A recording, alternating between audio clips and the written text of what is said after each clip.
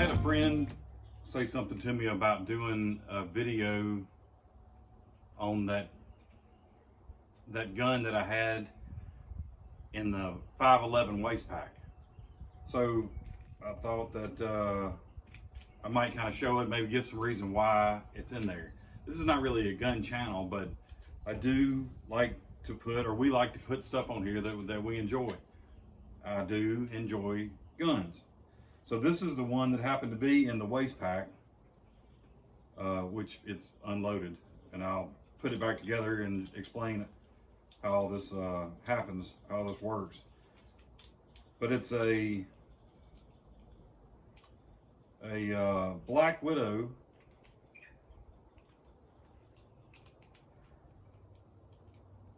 There. It's a Black Widow. I'll bring it up close to the camera.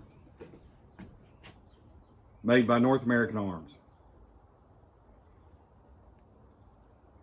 It's got a 2-inch barrel, an obnoxiously large grip for an obnoxiously small gun. The sights on it are also obnoxiously large, but and I've got some other examples here, not as a kit gun, but just to give a reference of comparison. I have no interest in a gun that's not accurate. You know, I don't.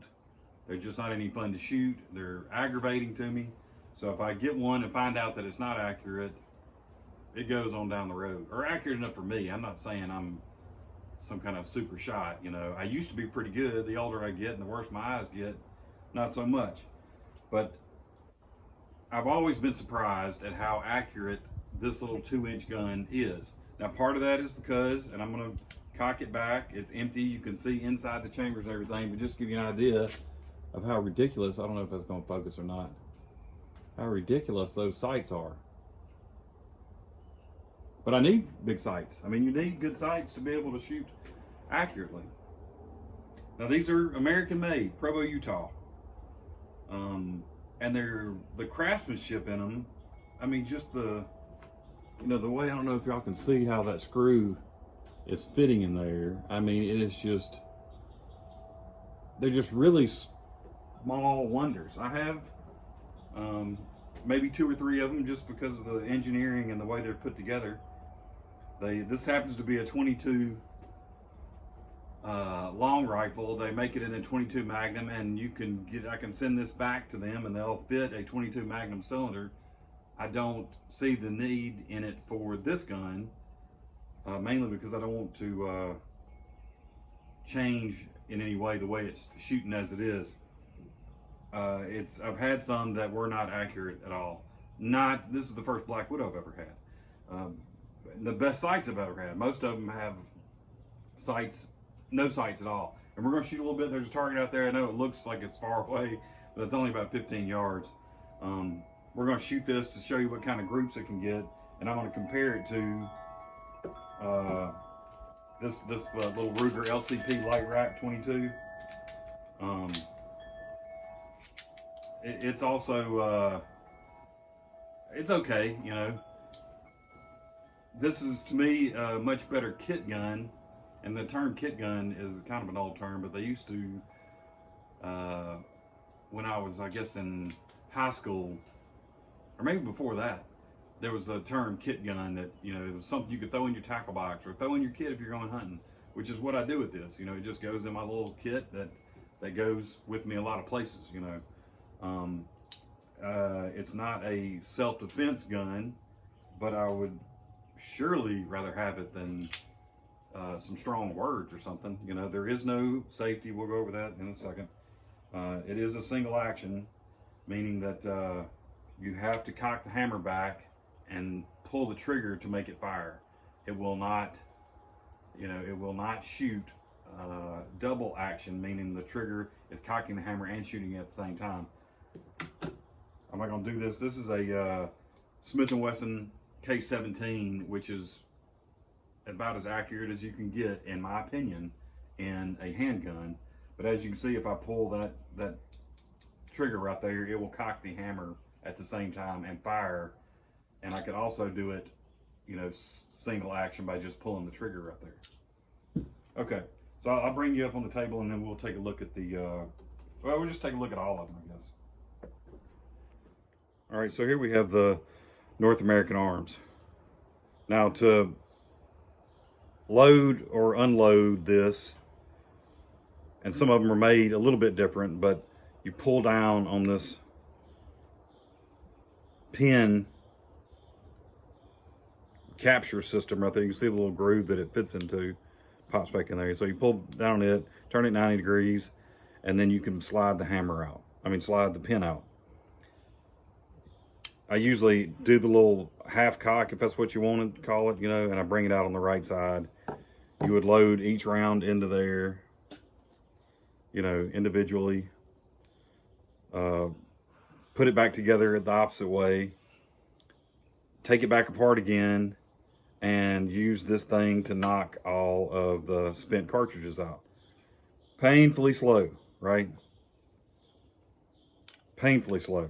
But for what I use it for, that doesn't bother me. I mean, I'm not usually bringing this out to the range being this range here, and shooting 2 or 3 boxes of shells. This usually gets shot 5 or 6 times and goes right back, loaded back up, and goes back into my waist pack. Now the way the safety works on this is the hammer at what I'm calling the half cock stage. If I pull it all the way back to full cock, I still have not loaded anything in here. If I pull it back to full cock and mash the trigger, it will go all the way down. You can see the hammer is fully seated now in the firing pin mode.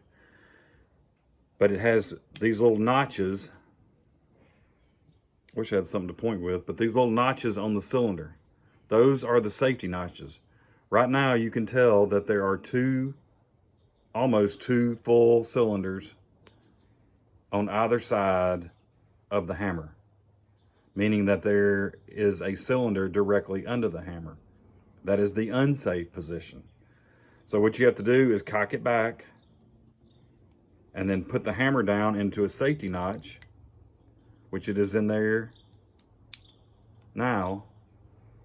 And you can see that there is a portion of one cylinder on each side. So that firing pin is resting in between those two chambers, which makes it safe to carry, you know. Now, it wouldn't hurt me at all, and I do it sometimes to carry one cylinder empty, like the cowboys used to do. Their 6-shooter was a 5-shooter. This is only a 5-shot, so I'd make it a 4-shooter. Nonetheless, the grip is ridiculous and ugly, but it is fantastic for holding on to this little thing. The other ones I have do not have this big bulbous grip, and they're a pain to hold. In my opinion, a lot of the accuracy comes, for me, from the grip, the trigger, how good the trigger is. This trigger's not that good either. I mean, it really is kind of sloppy. It's very minuscule. It's hard for these sausages to mash it. I mean, I can do okay, but it's got a lot to be desired. So the grips, and it's not heavy enough for me to shoot accurately. I mean, the heavier the better. I think this thing weighs like 9 ounces, which is another reason it can go in the tackle box. I can't talk right now, kid. Well, I'll talk in a little bit. That it goes in my pack is because it's very easy to carry. One of the pluses are the very big sights, that it's 9 ounces, and that it's stainless. You know, it's not rust proof, it just is stainless. We can't talk right now. Hold on.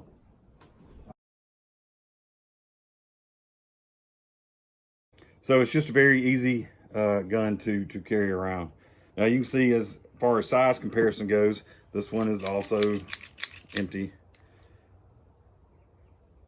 You know, it's comparable to this LCP 2 light rack or whatever, 22. Which, I mean, I like this gun. It's this holds 10 compared to 5, but I don't like semi-autos as much as I do revolvers. I just don't. This is it's got a safety on it, you know. It's kind of in a weird spot, you know. This does have last round hold open, which I like. I don't know how much this one weighs. It weighs more than this, but not much. I mean, this may be around 12 ounces.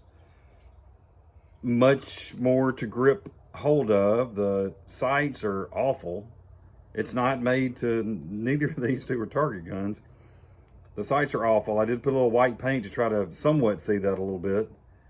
The trigger is terrible. I mean, it's just gritty, it's long, and it is harder to shoot. I can shoot it about as good as this one, just depends on the day, but I also have a lot of variability in ammo I can use in this revolver as compared to this. Functions much better with some good high velocity ammo. I can shoot CB, shorts. If I get the Magnum cylinder, put the Magnum cylinder in there and shoot 22 Magnum. They're very versatile. So the comparison, this is the Smith & Wesson K17, and I think this was made in the 1960s or so. And I think that, y'all have to double check me on this, but I think they used to guarantee them at a 1/2 inch at 50 yards coming out of the factory. And this thing, sights are amazing. They're big. They're blacked out on the back, which I like. I'm not crazy about the blacked out front, but I'm not going to do anything. I'm not going to change the sights on this. This is built on the K-frame. It's a 6-shot. Very heavy, 6-inch barrel. You know, it's just, there's no way it's comparison with these, but it is in the purpose of this video, you know. And this is back when they used to, I don't know, they just, in my opinion, they made stuff better, you know. This is a lot of stamped parts. This thing right here had, I mean, what I picture is some old guy that's worked for Smith & Wesson for 60 years in a leather apron he's had for 50, you know, hand fitting those parts. And I just, there's something about that I like. So I'm gonna shoot these three to give you an idea of what they'll do for me. There are much better shots out there than I am, but this one right here does plenty fine for putting in my bag to take a pot shot at a rabbit or a squirrel or something like that. I am going to be wearing hearing protection because both of these are loud, and I've got tinnitus or tinnitus, however you say it, is ringing in your ears from shooting too much without hearing protection. I wished I'd have listened back then, because I'm going to tell you that tinnitus ain't no fun. So anyway, I'll turn the camera around and put up as a target, and we'll see what it'll do. All right, so we're going to load this Black Widow up. You see, I'm just having to drop them in there one at a time. Now I got my cylinder loaded. I'm going to slide it in the right side. I'm going to put this back on half cock, or whatever that's called. Slide it in there. Slide my pin in there.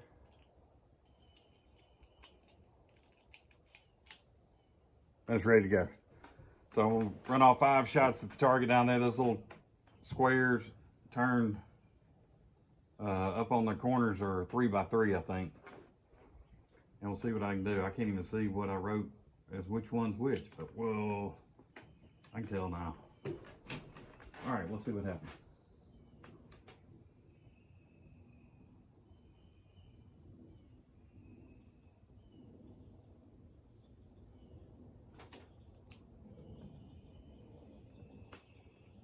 Almost forgot to put something in my head. All right, take 2.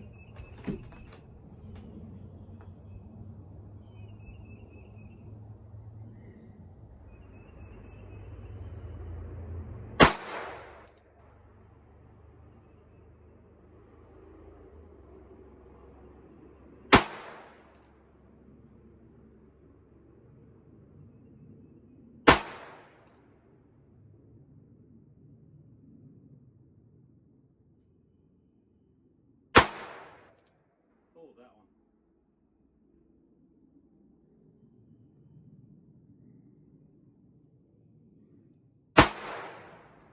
All right. About what I expect. Again, we're going to go back to the half cock or whatever. pull that pin out and that out, take out my cylinder, and then I would tap them out one at a time, empty the cylinder. All right, so now we're going to go to the little LCP. Where'd that thing go? My shooting chair is a rocking chair. That's all right. I don't even know if it'll shoot these. I'm shooting CCI standard velocity.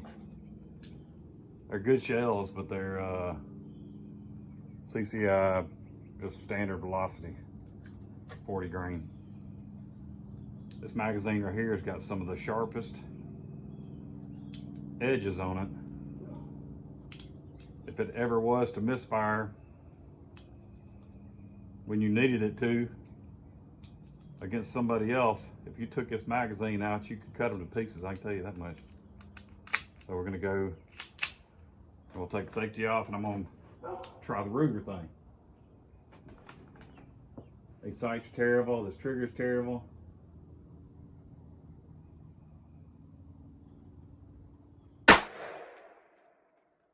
There's enough daylight in between the front sight and the rear sight, meaning the daylight on each side of the front sight, when I'm centering it in the rear, is way too much. It could use more on the North American. This is way too much. That other one is just right.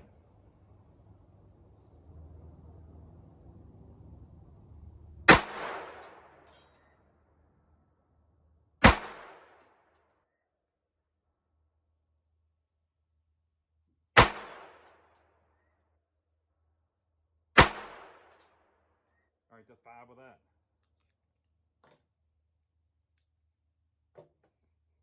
All right, so then we're going to go to the monster.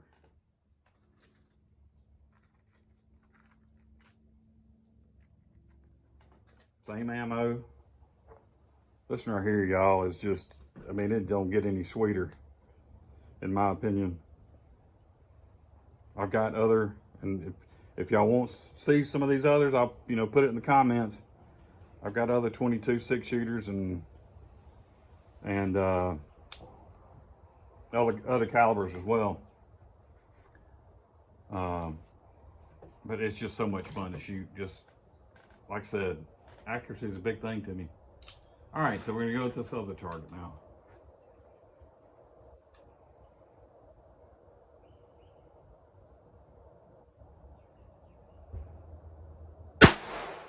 And the trigger on this thing, I mean, it must be 2.5 pounds or so. Just such a light, crisp break.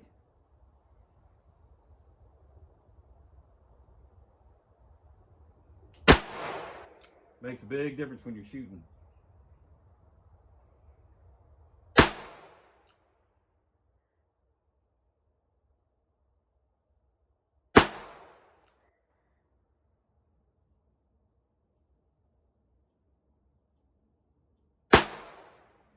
All right. Much easier to unload. So now we're gonna walk out here real quick in real time so y'all can see what's going on.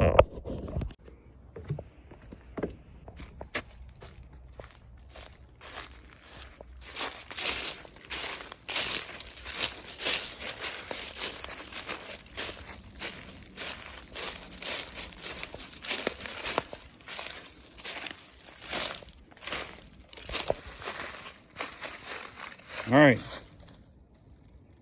so there's the story. There's the 5 rounds of Black Widow right there. So that's what is that, maybe 1.5 inches? That's probably 1.5 inches group right there. This is the Ruger 1, 2, 3, 4, and a big old flyer over there. So, like I said, it's got the worst trigger of all of them. And then the standard, would be the Smith & Wesson Model 17. There's all 5 rounds in there, and it's that's going to be, you know, an inch if I'm just being great. I mean, it may be 3/4 of an inch, but so that's it. That's why I like the little North American arms. I think I've got 2 or 3 of them, and wouldn't hesitate to get another one. If it don't shoot right, just get rid of it. We'll go back to the, in no particular order, 2 Kitguns, and just a sure enough joy to shoot.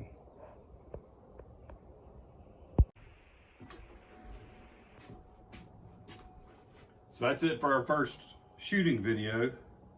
If y'all are interested in some of this stuff, it's not going to be anything, you know, I'm not much of a tactical guy, but if y'all are interested in the older stuff, the stuff that's a little more simple, just put a comment down there. I've got some pretty neat guns that you know, that mean a lot to me just because of what they are and when they were made. And so put something in the comments if you want to see some more of this stuff. It ended up being about 80 degrees today after that rain.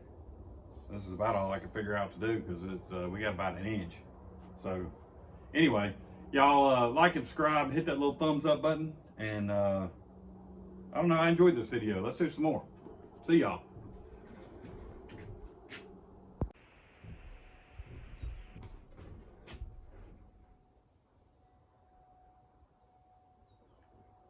Pretty intimidating, isn't it?